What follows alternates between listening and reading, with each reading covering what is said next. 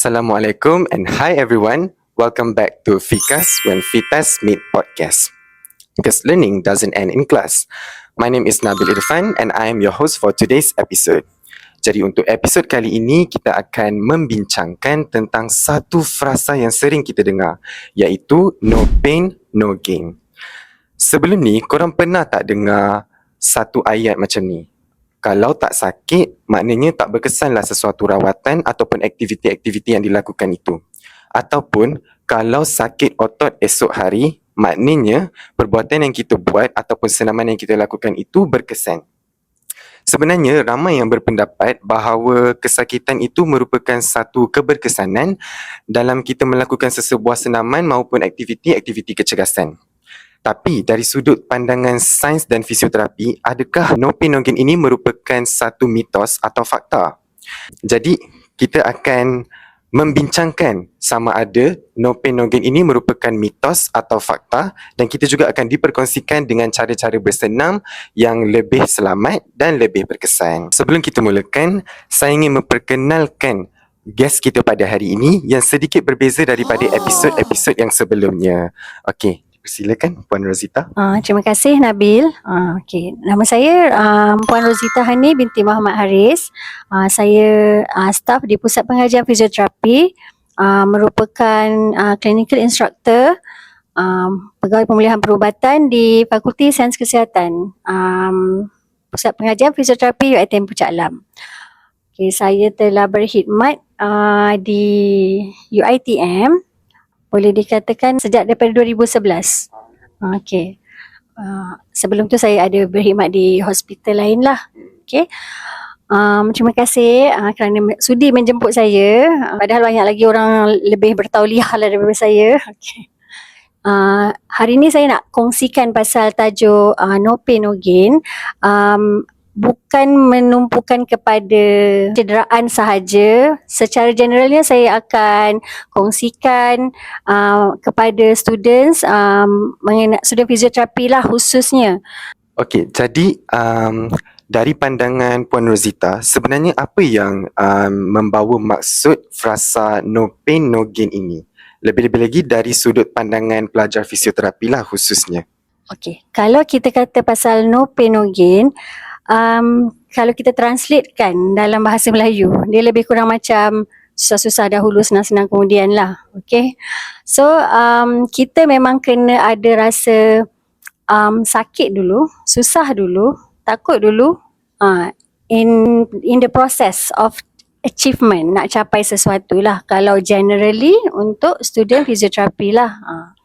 Cuma kalau dari segi kita rawatan kepada pesakit, biasanya kita akan bagi tahu pesakit yang bila kita buat senaman, diorang akan rasa keesokan harinya tu rasa lenguh-lenguh badan. Kalau kita belajar, tahulah di OMS kan, delayed onset muscle soreness. So muscle soreness sudah tak rasa directly after awak lari ke jogging ke, selepas tu mungkin dalam esoknya nanti baru rasa. Kan? Jadi itu konsep yang samalah. Kita akan rasa pain tu selepas kita lari, buat exercise, especially kalau pesakit yang tak pernah lagi, tak pernah buat exercise macam tu. Contoh ada kali pertama datang fisioterapi, tak pernah lagi makcik buat exercise ni. Kita kena bagi tahu kat pesakit, cakap makcik nanti esok dia akan rasa sakit-sakit badan sikit, tapi tu biasa, makcik jangan berhenti terus buat exercise. Macam tu lah kita kena cakap kan. Sebab kalau DOMS sendirilah, di OMS sendiri, kalau kita tak pernah jogging tiba-tiba masuk larian kan, kita akan rasa esoknya. Tapi the gain part is kita akan rasa lebih kuat lah sebenarnya otot kita, endurance kita okey lagi berbanding kita duduk je, sedentary je kat rumah, tak buat apa-apa kan, tak apa, tak buat exercise pun okey je aku. Tak boleh lah macam tu. Itu pendapat saya lah. Okey, tadi Puan ada sebut berkenaan DOMS. Sebenarnya apa maksud DOMS ni? Lebih-lebih lagi untuk pesakit. Okey, DOMS tu bermaksud delayed onset muscle soreness. Dia adalah proses di mana apabila kita pesakit, kita sendiri kalau buat strenuous exercise lah, exercise yang agak intense, lama intense akan menyebabkan micro tear dekat dalam tisu kita. Tapi benda tu dia just macam efek kita rasa. Dia adalah natural healing process untuk kita strengthen the muscles. Macam tu lah. Faham. Jadi macam mana kalau kita ataupun pesakit-pesakit di luar sana melakukan rawatan ataupun senaman, macam mana mereka nak bezakan sama ada mereka mengalami sakit otot yang biasa, yang normal, ataupun sebenarnya mereka memang mengalami kecederaan yang sebenar? Okey. Biasanya kalau kepada pesakit saya akan bagi tahulah expectation yang diorang akan rasa, sakit tu macam lenguh, discomfort sikit lah. Tapi itu bukan bermaksud dia kena stop buat benda tu. So dia kena teruskan jugalah bila dia rasa dah sakit tu kurang sikit. Tapi kalau patient experience rasa sakit tu yang menyucuk, amat-amat sakit, radiating kan, sampai ke kaki satu badan, sampai tak boleh bangun, that is red alert lah. Maksudnya tak bolehlah kita biarkan, dia kena rest, tak boleh nak continue exercise tu. Maybe that movement ataupun dia salah buat movement yang menyebabkan worsen the condition. So dia kena jumpa doktor ke macam tu lah untuk nak tengok apa masalah dia lah. Dia tak sepatutnya rasa yang intense sangat. Jadi pada pandangan Puan Rosita lah, apa kesan-kesan jika seseorang individu itu ataupun pesakit tu terlalu memegang dengan konsep no pain no gain ni sebenarnya? Apa maksud Nabil tu? Okay. Maksudnya kalaulah macam ada seorang pesakit ni, ahli fisioterapi minta mereka untuk buat senaman dan mereka akan macam, aku nak sihat, jadi aku kena buat lebih daripada ni. Sebab orang kata kalau aku buat lebih maksudnya aku akan dapat hasil yang lebih. Okay. Apa kesan dia? Berbalik kepada apa yang saya jawab tadi, memang kita kena explain kat patient dulu apa expectation yang patut dapat. Kalau pesakit atlet kan, biasanya diorang akan push habis-habis sebab diorang punya target memang nak return to sport, return to games kan. Jadi kita kena bagi tahu kat diorang kena listen to their bodies lah. So maksudnya jangan macam terlalu sakit, nanti kalau terlalu sakit tak dapat buat apa-apa, tak dapatlah nak perform lagi kan. So dia kena ada rest in between. Dia kena tahu yang okay, kalau aku sakit macam ni, yang ni aku boleh teruskan, ni boleh push lagi. Tapi kalau aku sakit yang sampai dah radiating, dah tak boleh tidur ke apa, that is something wrong. Macam tu lah, dia kena tahu dan dia kena rasa sendiri, dia rasa macam tu lah. Jadi saya nak minta sedikit lah tips daripada Puan, sebab Puan mesti dah banyak experience kan, tentang senaman, tips-tips senaman yang selamat dan berkesan, tak kisah kepada para pelajar ataupun pesakit sendiri.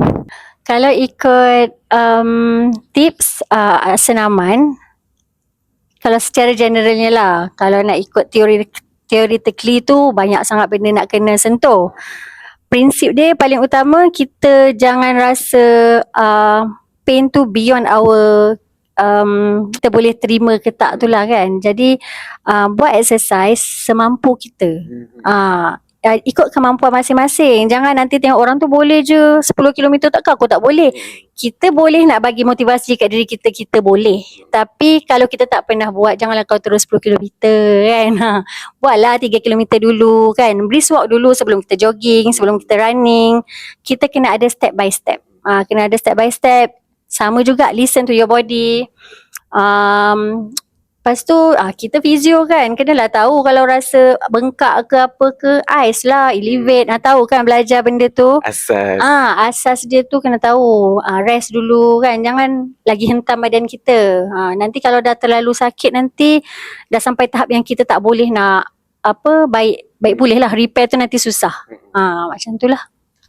Okey, jadi akhir kata, saya nak minta sedikitlah nasihat daripada Puan Rosita sendiri kepada para pendengar kita.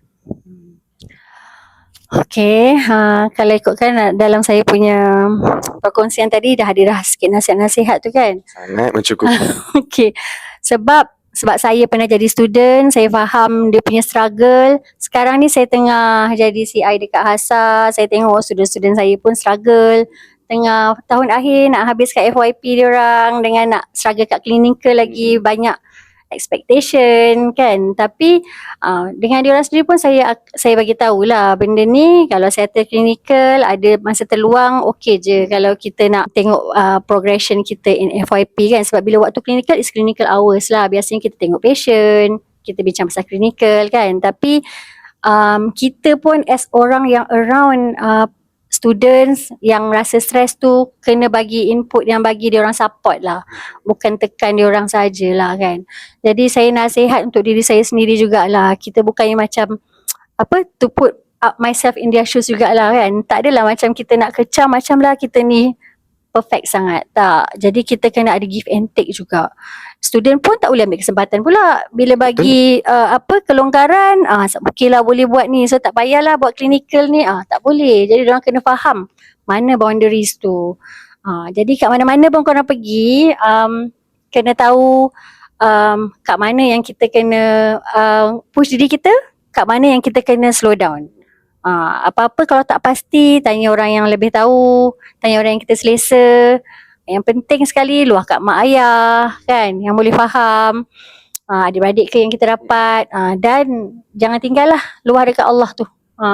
Itu yang buat kita paling tenang lah, sebab kita sendiri tak kenal diri kita kadang-kadang. Allah yang paling kenal kita. Itulah kita kena, kalau perlu nangis, nangis lah masa tengah lepas solat tu kan. Itu yang paling penting lah.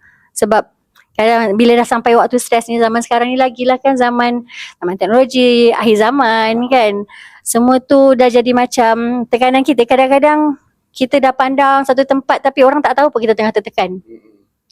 Kita pendam sendiri. Jadi macam paling faham kita Allah lah. Itulah yang kita kena luah balik, lepas tu kita fikir balik. Jangan sampai kita musnahkan diri kita sebab kita stres, lepas tu kita pergi tempat-tempat yang tak sepatutnya untuk nak release stress. Kita kena faham kita punya boundaries. Kembali kepada sang pencipta lah. Ke pangkal jalan. Okay. Untuk kesimpulannya, kita sebenarnya tak bolehlah mengambil konsep no pain no gain ini secara literal, secara mudah. Kita fikir nak sesuatu kena sakit, betul. Sebab kadang-kadang kesakitan, ketidakselesaan bila kita buat sesuatu latihan itu sebenarnya normal. Tapi kalau kita dah rasa kesakitan yang melampau, perlulah kita berhenti. Jangan sampai tubuh badan kita sendiri yang berikan isyarat. Tapi yang paling penting sekali, apabila kita lakukan sebarang latihan, yang paling penting pertama, kita perlulah pastikan latihan yang kita lakukan itu dalam teknik yang betul, cara yang betul. Dan yang kedua, pastikan latihan itu, kita pastikan level kesukaran dia tu macam mana, dan macam mana kita nak buat sesuatu latihan atau aktiviti itu secara berperingkat.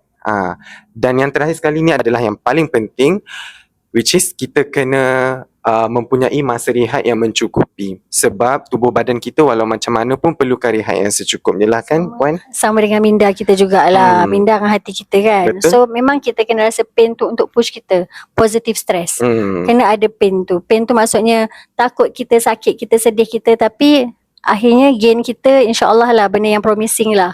Nanti bila korang grad kan, masa tu baru korang rasa wah akhirnya aku grad kan. Ya betul, itu adalah satu feelings yang memang sangatlah sampai kan pergi outdoor kan, shooting lah apa kan, beria-ria sebab rasa seronok sangat dah achieve something. Jadi untuk melakukan sesuatu latihan itu, kita bukan mencari kesakitan, tapi kita mencari keberkesanan di dalamnya dengan cara yang betul, tanpa perlu melibatkan kesakitan dalam diri sendiri. Okey. Jadi saya nak ucapkan ribuan terima kasih kepada Puan Rosita. Sama-sama. Kerana Terima kasih jemput. ilmu yang sangat kita mencukupi buat kami InsyaAllah. semua. Dan maaflah kalau ada kurang. Tak ada. Semua mencukupi, dan saya rasa macam nasihat yang diberikan oleh Puan tu sangatlah berguna buat kami pelajar fisioterapi lah, dan mungkin juga buat para pendengar kita dan pesakit-pesakit di luar sana. Jadi sekian dengan perkongsian summary kita tadi, maka berakhirlah episod Fikas kita pada hari ini. Jadi Para pendengar kita, jangan lupa like, comment and subscribe YouTube channel Fitas dan jangan lupa juga follow Fitas di IG dan juga TikTok untuk dapatkan update-update yang menarik berkenaan fisioterapi dan yang paling penting sekali, episod Fikas yang akan datang. Sampai jumpa di episod yang seterusnya. Thank you for watching and listen. Bye-bye. Hai, Assalamualaikum.